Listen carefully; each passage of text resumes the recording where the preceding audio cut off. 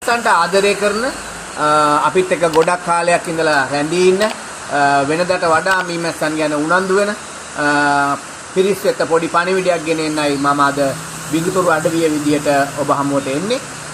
බොහෝ දිනෙක මම හිතන්නේ ඊයේ 4-5 දිනෙකම කතා කරලා ඇහුවා මේ තත්ත්වය තුල මේ රටේ උද්ගත වෙලා තියෙන මේ දිට්වා කියන මේ සුලිකුණාටු තත්ත්වයක් එක්ක අපේ ජනපද වලට කිසියම් හානියක් එහෙම නැත්නම් කරදරයක් වෙයිද කියලා ඇහුවා කීප දෙනෙක්.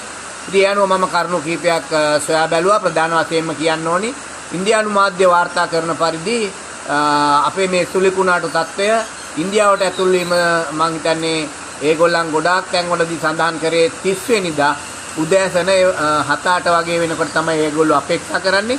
ඉතින් ඒ තත්ත්වය දක්වාම මේ සුලිකුණාටු තත්ත්වයේ අපිට බලපෑමක් තදින්ම තියෙනවා. මිලිමීටර් 200ට ඉක්මවන වර්ෂාවක් තමයි දිවයිනේ සෑම තැනකටම ඇති වෙන්න පුළුවන් කියලා අපේ කාලගුණ විද්‍යා දෙපාර්තමේන්තුවත් සඳහන් කරලා තිබුණා. ඉතින් ඒ අනුව මම ඔබට කරුණු කිහිපයක් ගෙන එන්න බලාපොරොත්තු වෙනවා අපේ ජනපද ආරක්ෂා කරගන්න. ප්‍රධාන වශයෙන් ඔබ කිසියම් විශාල මට්ටමේ කුඩයක් මේකට පාවිච්චි කරන්න වෙයි.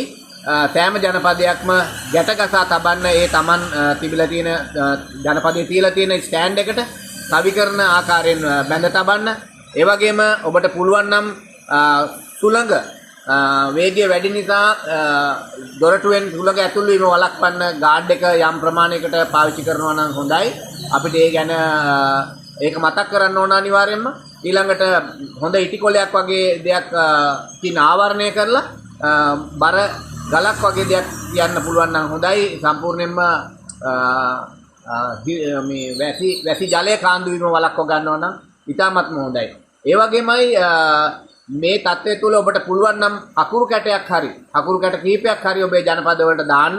ඒ දුර්වල තත්ත්වයට පත්වීමෙන් වළක්ව ගන්න පුළුවන්. ඒ වගේමයි වැදගත්ම දේ තමයි මේ වර්ෂාව අවසානයත් එක්කම මම හිතන්නේ 30 වෙනිදා දවල් වෙන විට වර්ෂාව 5 වෙයි. ඒ අවස්ථාවේදී අනිවාර්යයෙන්ම ඔබේ ජනපද පරීක්ෂා කරන්න. අමතර ආහාර අනිවාර්යයෙන්ම සතියක්වත් ලබා දෙන්න.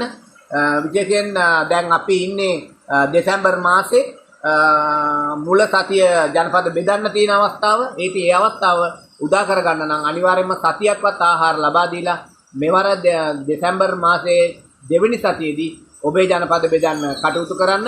ඉතින් මම මේ කෙටි උපදේශ මාලාව ගෙනාවේ මේ වැසි වෙලාවේ මේ වීඩියෝව හොඳින් නරඹලා අනිත් අයටත් යොමු කරමින් දන්න ඔබේ හිතවතුන්ට මේ මීමැසි පාලනයට එක්කාසු වෙලා ඉන්න අයට මේ පණිවිඩය ලබා දෙමින් අපේ ජනපද ආරක්ෂා කරගන්න කටයුතු කරමු කියන ඉල්ලීම කරමින් මම ඔබෙන් සමුගන්නවා.